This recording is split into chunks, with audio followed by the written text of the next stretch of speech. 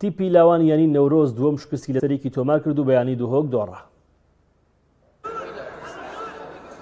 لە هەفتەی سێمی یاریەکانی خولی خوار 19 ساڵانی عێراق نەورۆز لەسەر یاریگای خۆی بەرامبەر دهۆک یاری کرد. هەر لە سەرەتای یاریەکە تیپی میوان لە خولەکی چوار گۆڵی نەورۆزی بەسەر کردەوە. بەڵام خۆشیەکانی دهۆک زۆری نەخایاند. فەرزاد ئیبراهیم ئەنجامەکەی بۆ نەورۆز لە خولەکی هەشت یەکسان کردەوە. نیوەی یەکەم هەردوو تیپ بە گۆڵێک لە یاریگا هاتنە دەرەوە. لە نیوەی دووەمدا جارێکی دیکە دهۆک پێشکەوتەوە. ئەم جارە لە خولەکی هەفتاویەک ڕەیان سەباح گۆڵی دووەمی تۆمار کرد. یاریەکە 2-1 لە سوودی دهۆک کۆتایی هات.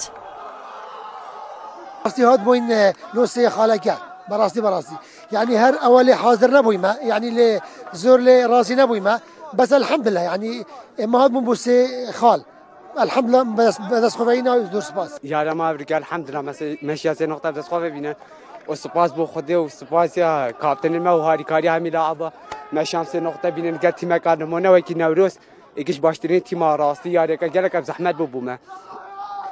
الحەمدلله مەشیان سێ نقطە بەدەستخۆ ببینن یاریگاوانەدا و هیویا ئاستێکی باشتر بۆ تیما نەورۆز خواست. ئاست و تا حدێک لە ڕووی ئەنجام و زۆر بڵێن چاک بووین ئێمتە مسەیتەرتر بووین، بەڵام چۆن بڵێ ئیتر یاریە گۆڵ لێکرێ و گۆڵەکەیتەوە، بەڵام ئیشەڵا لە یاریەکانی داهاتووە ئەوانەی هەڵە بێ چارەسەرێکین پشت بەخوا ئومێدێکی زۆرمان بەم تیپەیە. ئێمە بۆ بەشداریکردن نهاتوین، بۆ هاتوین یەکەم یا دووەم بین.